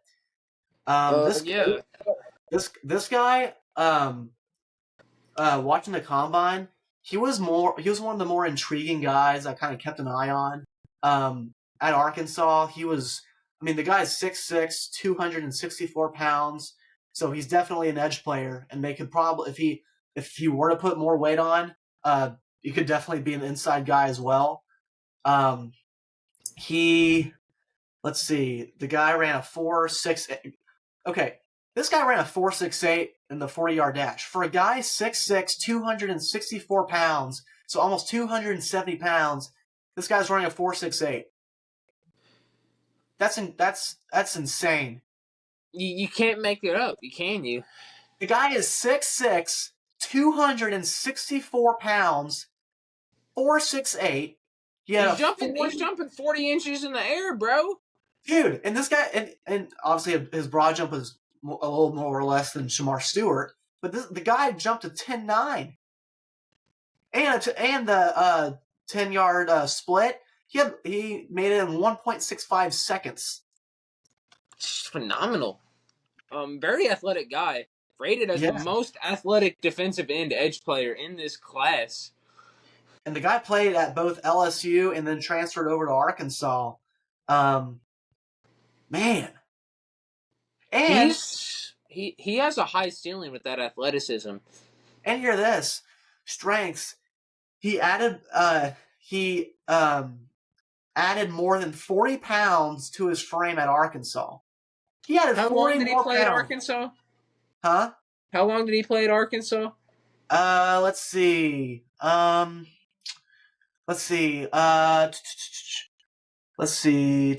So LSU, he played in 5 games. He had a knee injury. And then 2022, he played in all 13 games with 7 starts. 2023, after that 2023 season, he added 40 pounds to his frame. One off season. That's crazy. Holy cow. I don't even know if I could eat that much. That's just phenomenal. My gosh. 40 pounds? There's no way I can get out of bed after gaining 40. If I gain 40 pounds in one off season, how am I getting out of bed in the freaking morning being that heavy? Jeez. 40 pounds in one off season? They were feeding him good, I bet. I want whatever they're having, you know? Whatever they're getting, I want. I want to put 40 pounds of muscle on in an off season. Well, I don't know. I don't know if it's all muscle, but I'd love to put like 25, 20 pounds on my frame. You know, that'd be nice. How many smoothies is he having each day? You got to remember water as well, because golly, bro, he must have retained all that. I can imagine all these protein shakes, bro. He must have been like constipated. He's not getting rid of any of the weight. Dude, they're pumping him full of all that dairy. Hey, you know what? Sometimes he has some bathroom issues. Hey, just imagine it, drinking all those smoothies and then being in class and be like, oh crap. There's no shot. 40 pounds in the off season is absurd. That's crazy. Where are my anabolic steroids at? But anyway, looks phenomenal. Yeah. As a prospect. Very, very athletic. Amazing frame. He's from Texarkana, Texas.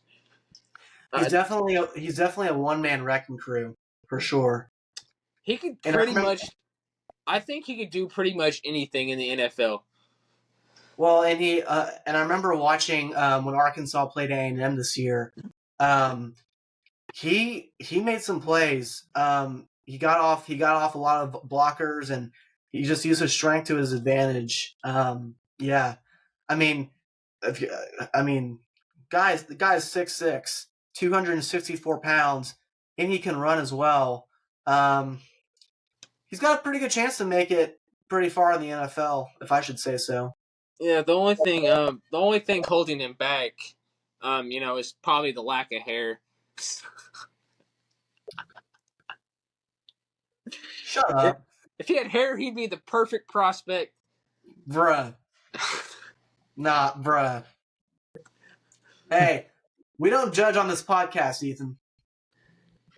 I'm sure he knows. He gets tons of jokes, I'm sure. But he's an amazing football player. But let's His keep it at hair, that. really? They Maybe might I bump should. his. They might Hey, bump his maybe. prospect grade up. They might bump his prospect grade up if he had some hair or something. I don't. Bruh. Bruh. Hey, but Wow. he's a dog. He's a dog. He's a dog. Maybe you should shave your hair and see if you can get the same results. Maybe I would put on 40 pounds if I cut my hair. I wouldn't have to focus on that as well. Would that be all muscle, though? I don't think it would be all muscle. I might be gaining 20 pounds of McDonald's or something. All the Big Mac. That's going straight to my gut. Those 20 pounds straight to the gut, bro. That way ain't going nowhere else. Oh, man. You think Santa Claus is a jolly round old stomach? No, I'm gonna have it after I put on those 40 pounds in one off season. And having all those shakes and having all those protein shakes. Oh, my God. There's no way. There's no way this dude is ripped with a six pack. There's just no shot. Ethan Mailer at 6'6", 264 pounds. Let's see if you can run a 4.68 and jump a 40 vertical. No.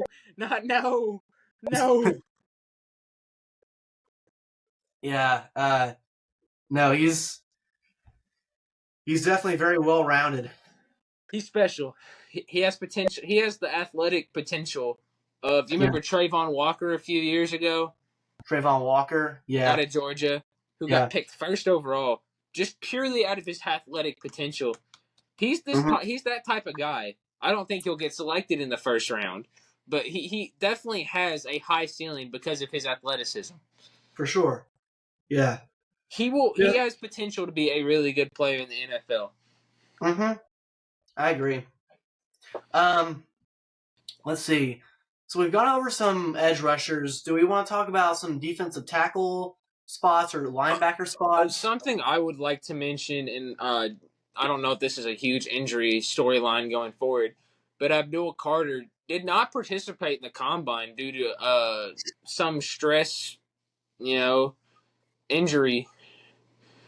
Well, I think in the one of the playoff games, he did something to his. I think it was his lower body injury. He did something. I can't remember what it was, but he tweaked something.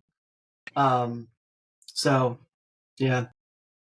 I gotta see what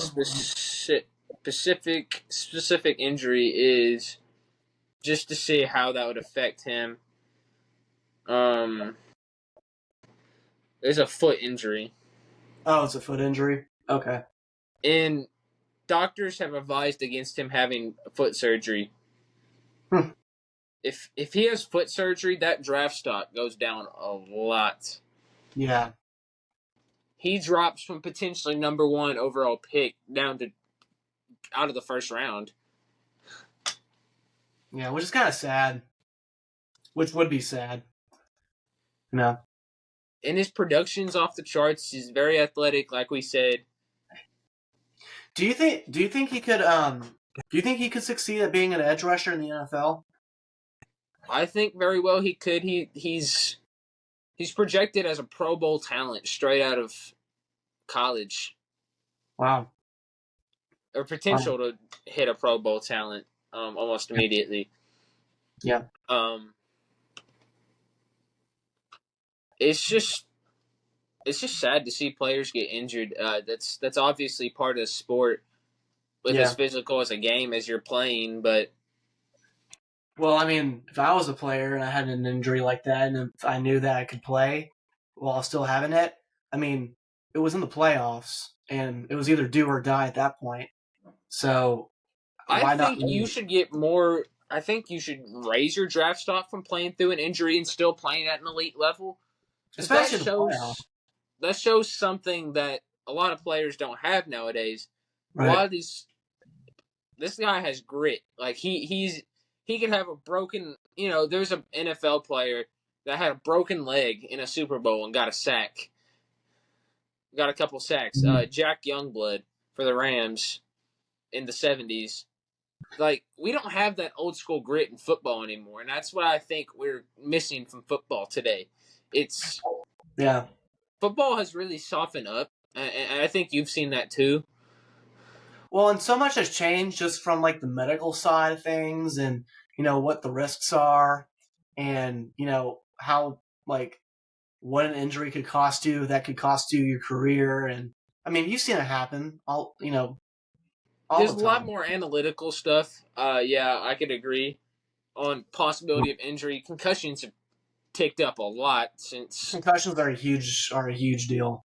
They're a big problem. But something else that's another huge problem is the ACL and the knee injuries on the Yeah. turf. That's why more teams are switching to grass. Yeah.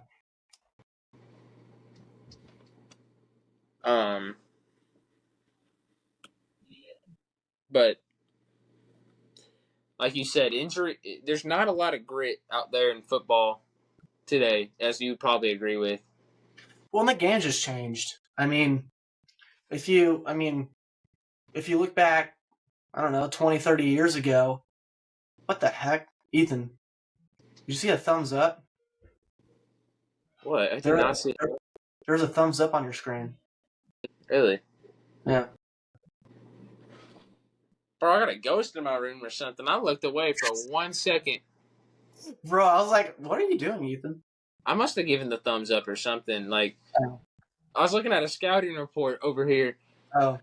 No, And I was just saying, like, if you look over the past 20, 30 years, the game of football itself, just the way it's operated, is so it's changed so much, and the rules have also changed so much.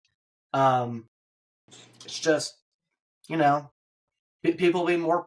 I mean, there's nothing wrong with people being more precautious, but no, there's nothing wrong with that. I just think the grit of the old school football is gone. And I yeah, think that's a statement that can be made.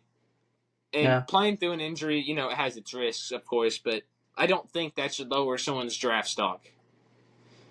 no. Well, I mean, it shouldn't, because whatever's on film and what they've done on the field should matter the most. And, You can go ahead, you, finish. I'm thinking. you can have. I mean, you can have the best 40-yard time, or the best vertical jump, or the best broad jump, but if you don't have good film to back that up, because the film is where it all comes from, you can have the best combine out of any player, and sure, our team's going to look at that for sure, but like you got to have film to back it up, I agree. If you're because not I mean, producing, because that's where you're going to get your information from. you can't just be athletic without a cause. You got to be athletic with a cause. You got to have a Right. reason to be that athletic. You got to have something, Right. some type of evidence for it to make some type of sense. Mm-hmm. Yeah. And if you don't have that film out there, if it doesn't make any sense that why you're so athletic, why have I not heard of you if you're so athletic? Yeah. If you're not producing on the field, you're not gonna get recognized. You're not gonna pan out in the NFL. Yeah. Are you Well, gonna and like, produce on the field when it matters? That's what NFL teams are looking at. They're not seeing, oh man, I can run a 40 in air conditioned stadium. I can run a fast 40 in air. They're not looking at that. Yeah, I mean that's nice that a guy can run a 4.4, mm-hmm. but guys need to produce in college if they want to get drafted. They can't just show up to the combine Right. and expect to be, something. Well, and it's just like the transition from high school to college, right? If you don't have the film to back up your your speed, your agility, your strength on the football field, and let's say you can squat 600 pounds or whatever, and run a I know a four guy who can squat 600 pounds out of high school. or run a 4.4 or whatever, but you don't have the film to back it up. I mean, it's great that you can do all that stuff, but if you're trying to, play college ball, you got to show, how well you play, and that's, your tape, your film, because that's where all the information comes from. Which comes down to technique, as we previously stated. You have to be a great athlete and a great technician. Yeah. Well, and technique wins every time, because the better technique you have, that also gives you an advantage too. You lose athleticism as you get older, but you do not lose technique as you get older. Right. Technique is always key. Like I said, if you're working out in the gym or whatever you're doing, if you don't have the right technique to lift weights or run or whatever, it's not gonna be what you want it to be. You know. Yeah. It's like it's like back squat, right? There's a certain you got to make sure your feet are a certain length away. You got to make sure that you're not using your back, because it's not a back exercise. It's a leg exercise. It's a leg. You got to put it. Yeah, I mean, you got to put it on your shoulders and let your legs do the work. I mean, yeah, you got to put it. I'm not going to demonstrate right now, but you have to have if you want to succeed, you have to have the right technique, and that's what most of these players' weaknesses are, is that their technique is not fully refined. Well, I mean, but you also have to remember there's a reason why they're there's a reason why they're at the combine. I mean, it's not that they're. I mean, all the players' techniques, I would say, from judging, they're not bad at all. No, they're really good. I mean, if you go from college, if you're going into the pros or trying to, and you're at the combine, you're one of the best athletes in the country in America. Yeah, frankly. You are. And something I saw that I think is just phenomenal is that the combine only matters to show how high your ceiling is. Right. It doesn't show how good you are. It just shows what you could be. Mm-hmm. The combine is a very good potential thing. It's not a how good I am now. So then what would you say about Pro Day then? It's the same thing. It's the guys that are underrated, that no one cares about. That's how hidden gems are found. That's how Tony Romo was discovered, was a Pro Day. Yeah. The Pro Day is the exact same thing. Yeah, it's like a second chance. It's the exact same thing, except on a lower level. Right. But I mean, you still got all kinds of NFL coaches. You got all 32 teams there practically. Most of the time, yeah. But anyway, before we got on a long rant about all that other stuff, the D tackles. Any D tackles that really impressed you today? I really like Ty Robinson from Nebraska. Watching his tape, the guy ran a 4.83, 6'5", almost 300 pounds. So 4.83 isn't that's pretty dang good. Pretty dang good. Yeah, it's pretty good. He's watching his film. He's a extremely big body in the middle of the defense. He can really, when I say clog up holes, he can. He's definitely a wall in the middle of that defense. I mean, and as you should be as a defensive tackle, right? Right. Especially a guy at 288. He's a run stopper, and he's 6'5" too, so he's leverage. Well, he seems to be a bit undersized for a defensive tackle at 288. Yeah, I mean, I think like most people are at 300 pounds, or 290. He's just a tad bit undersized, in my opinion. Yeah, I mean, if it didn't work out for him, I think edge would be a really good spot for him too, if that ever happened. I mean, and it says he has good size, and I agree. I just always see D tackles in the 300s and 290s range. Yeah. When I see the numbers 2.8 for a defensive tackle, it throws me off a little bit.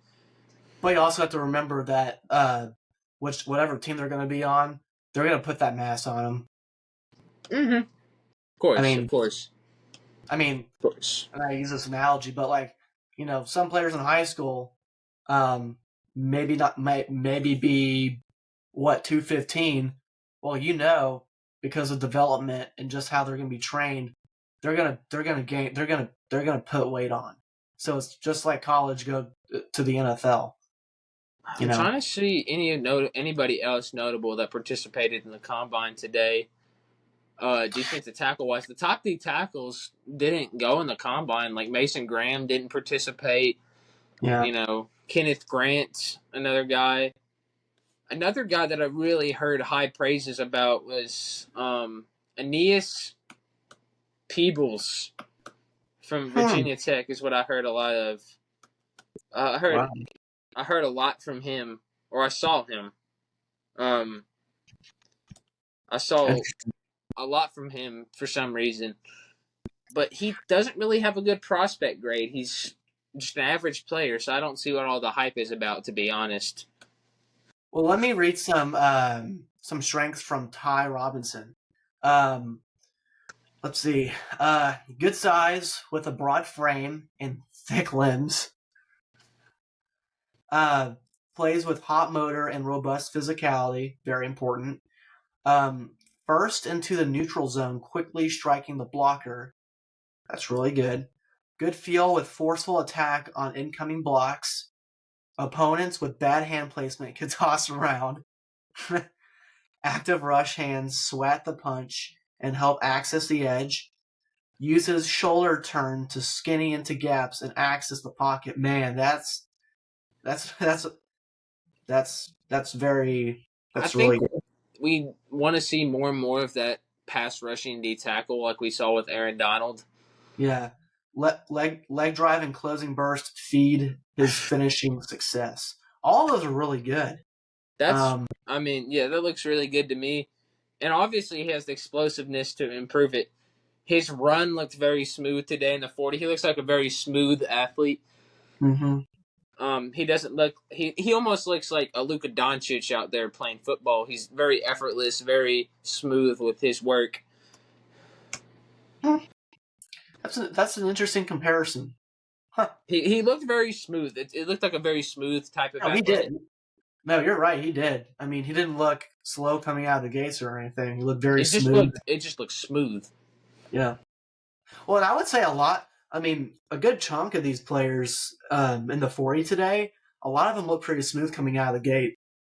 I mean, there's a couple people that tripped and stuff and maybe stumbled a little bit. But, I mean, that happens. And I see most of these D tackles running fives, like from some of what I saw. Yeah. And, I think you need to look especially at this. There's a Georgia prospect. Oh, there's a Georgia prospect every year, though. No, I mean, nowadays, if a Georgia prospect isn't inside the top 10, let's see. This guy, are you looking at the same guy, Tyron Ingram Dawkins? Yeah, oh yeah. I was looking at two guys too, but that's another Georgia guy. How was he? He's the guy who's first in athleticism on the board. Okay, I was wondering who that was. But his production is awful. 31 ranked in production. You are taking this guy off of pure potential. Wait, in college or going into the pros? The NFL Next Gen Stats had him at a 59, a production score. Ooh. But his athleticism is 87, which is the best of the D tackles in this class. Wow. It's just very confusing. Ooh. Do you want me to read some strengths or weaknesses for this guy? Go ahead.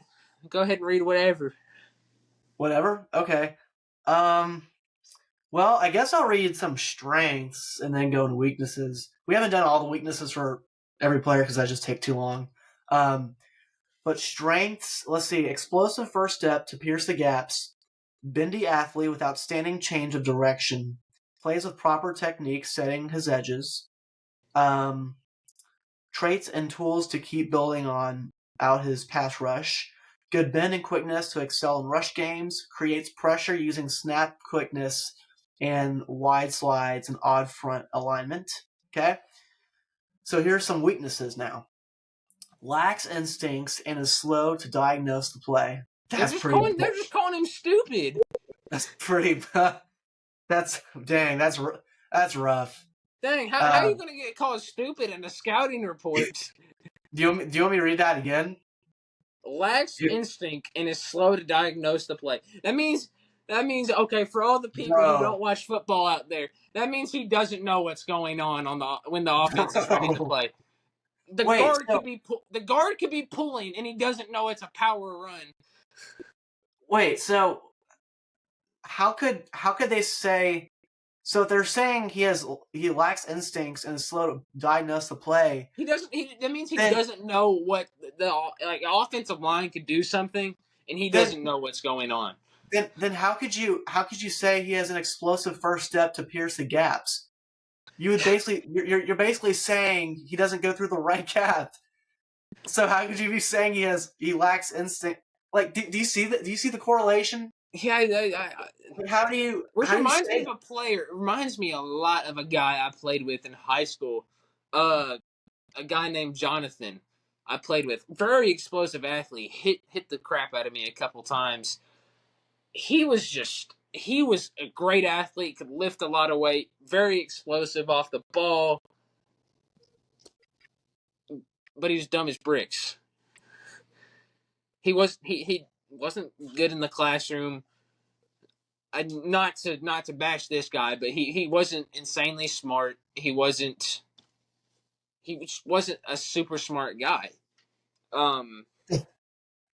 And if you have, like, it all comes back to that technique. It all comes back to knowing. It comes to having knowledge of the game. It comes to watching film. Yeah. Do you know what's going on? And that's what my friend, that's my person Jonathan, my teammate Jonathan didn't know. And that's what I think they're sort of comparing this guy to. He's just explosive, a great athlete, but he needs to build his play recognition up. So they're saying they say he lacks instincts and is slow to diagnose the play, and yet that's just a funny thing. And yet they say he has an explosive first step. I mean, you can have an explosive first step, but explosive first step to pierce the gaps. Well, D lineman has certain gaps in each play that they got to go in. If you don't get in that gap, if you don't fill that gap, the linebackers, or you cannot go and make the tackle. You cannot get a tackle if you don't fill the gaps correctly, right? That's going to mess the whole D line up. That's going to get blocked. The linebackers are going to get blocked. Right. Everybody's going to get blocked if you're not in the right gap. And it's going to be a 40-yard gain, 30-yard gain. It's going to be a touchdown if you're not in the right gaps. Right. And then it also says gets too caught up in initial battles with blockers. But it says he pierces... Wait, what? It said he pierces the gap. It said he has plays a proper technique, explosive first step to pierce the gaps. And then it says he struggles in the first initial battles. How NFL scouting reports are so freaking confusing. Hey, wait. I'm sorry. Wait. I'm glad we're doing this. Wait. Hang on. Hang on. Plays first. Hang on. I'll read this again. Let me go back to the strengths part. Plays with proper technique, setting his edges, gets too caught up in initial battles with blockers. So that means he doesn't have the proper technique. Or it just means that he gets caught. It's just saying that maybe like 25-40% of the time he gets caught up in those blockers. I think maybe it's nitpicking. Like you're trying to nitpick of what's wrong with this prospect. You may not see anything like initially until you watch the film, until you start to nitpick, until you start to really break down what is wrong with this guy. Why is he not a top prospect? Why does he not have a high production? You know? Right. And then another one was, this is part of the weaknesses. Forward charge creates issues with control and balance. Rush approach and hand usage are underdeveloped. Then it says okay. It does say good bend and quickness and rush game. Okay, well, yeah. See, these make sense. So some of these are starting to make sense now. Yeah. Okay. I'm glad we were starting to make a little bit of sense there because I was a little bit like, what? Something wasn't adding up. Yeah, I think that's perfectly fair. Those scouting reports are just. I think it's fine. You know. Yeah. I think it makes sense now. After It having took that a lot of time to make sense of that, didn't it? After having that long, tired conversation. But anyway. Do you want to do you have any D tackles that you want to go over before we head in? Not particularly. Okay. Nothing I'm really looking at, but the two top D tackles didn't do anything in the combine. You know, Walter Nolan, and I believe someone else didn't participate in the combine. What about Nazir Stackhouse, Georgia, D tackle? There's so many freaking Georgia people that go every year. I don't know. At this point, like Georgia players, like I mean, let's look at Stackhouse. You said Stackhouse is what you said. Yeah. Nazir Stackhouse. Yeah. Looks like a very average prospect. Lots of size from his profile. 327 pounds. Now that's the big defensive boy I'm talking about. Like that's when that's when I think D tackle. That's what I think. I think 300 pounds of pure meat. You know, big boy. That's what I think of. Give me some of that sugar. Pass the syrup. Oh no, bro! Oh, bro, no, bro. Pass the syrup. No. Pass the syrup. Pass the syrup. Yeah, he's 6'4". What did he run? 5'15". For that size, that's pretty solid. Not bad. And like I said, he's a rotational D tackle. I don't think there's much here for me to say except he has good size. Yeah. Everything else looks kind of lackluster. But anyways, I think some other position groups are going later on. Yeah. And that'll be interesting to watch. I think the offensive players are going tomorrow. Do you want to look at some linebackers? We can look at. Why didn't you mention that? I thought. Well, my fault. Do you not want to go over linebackers? We can. I mean, why? You think we've been on for too long? No. Never. Okay. We'll go over a few linebackers. Yeah. Let's see who impressed me. Oh, I know. Eugene Asante from Auburn. I think he ran the second fastest 40 behind Kane Medrano from UCLA. Let's see. Looking at his profile, he's 6 foot, 223 pounds, 4.48 40-yard dash. Not much else though. Not all the results are in yet, probably. Yeah. And what we're starting to see in the NFL more, so he's only 6 foot 223. The NFL is evolving to where we have all these pass coverage linebackers now that run sideline to sideline. Yeah. You don't have, and I think I've said this before, but this day and age in football, you don't just have that one built linebacker, those one built linebackers that are 250 pounds and, only stops the run and, just, barely plays any pass coverage. You have linebackers now who are 200 and, I would say 30, 35 pounds, a little bit lighter, that can run sideline to sideline and play really good pass coverage. Yeah, keep And up with the pass, especially in this day and age when we got a modern RPO offense. yeah. Now of course, you still have linebackers out there who are really good run stoppers and pretty beefed up, and they can be really physical. But you also have, and usually in a defense, so usually the Mike linebacker is usually like the more stocky one, and the will linebacker, whatever your defense you're playing in, is usually the guy who is maybe not as still has meat, but is more of the pass coverage kind of safety net. I agree. And really the guy that's the best tackler, and I think in this draft class is Danny Stutzman out of Oklahoma. I think the best, like just pure like tackler, is if we're keeping it on that subject. He's the best. Was he number 28? He might have been. Okay. Yeah, I don't remember his number. But let me search it. It says he's he produced a lot. When I saw the Oklahoma defense, I thought of this guy this year.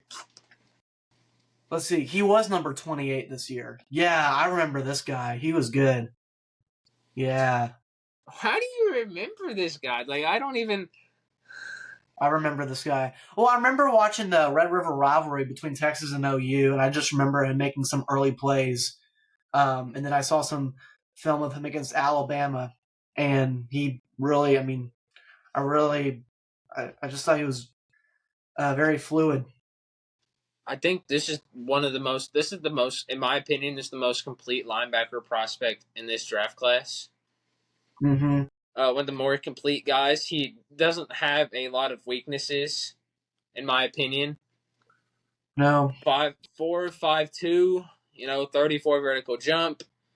He's top 10 in athleticism, top 4 in production. He's gonna be the first middle linebacker taken off the board, I think, in my opinion, or pure linebacker type person that's gonna be taken off the board, just because of how I feel like he's a really solid player. Interesting. Yeah, and he's 233 pounds. So, like I said, these guys are 235, 233 in that range. Yeah. Maybe 229, maybe 227, around that range. Yeah, like we said, something we see now is wide receivers going over and playing linebacker. Isn't that really interesting? Yeah, because you would think that, because the body types are they're different. They're vastly different. Yeah, that's yeah. I've noticed that the past couple of heck, when I was in high school, I was a wide receiver, and then I decided to switch over to defense, and I basically played outside linebacker. Yeah, you see that a lot nowadays. Yeah, I agree. There's a guy for Baylor that did it not too long ago that you probably don't remember. He was really good. A guy named Blake Lynch. Okay. He was just good for Baylor, but he switched from wide receiver. He was a 4-star wide receiver, and he switched to linebacker. Yeah. Well, I think part of the reason why, the wide receiver to decide to transition to the defensive side of the ball and play linebacker, the reason why they're so good is because they have elite athleticism. They can do that sideline to sideline, change of direction that we're looking for in linebackers today. Yeah, and they're also strong too. But yeah, they have, and they're real. And I would say also that their pass coverage is also more fluid.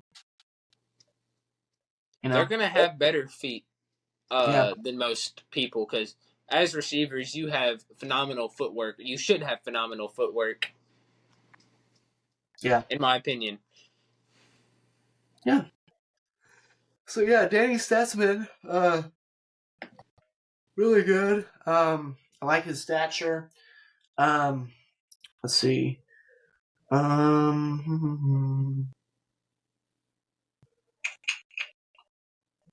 Who else? I mean, like, someone I saw that was ranked number one in athleticism. Nick Martin from Oklahoma State. Nick, there he is. 4'5", 40. He's ranked number one in athleticism, eighth in production score. He's rated as the most athletic linebacker in this class. And like you said, he's that 5'11", 220 size. Yeah. He's that 5'11", 220 size that we've been talking about. He's not even 6 foot. And we see those linebackers succeeding now more in the NFL, like we said. Yeah.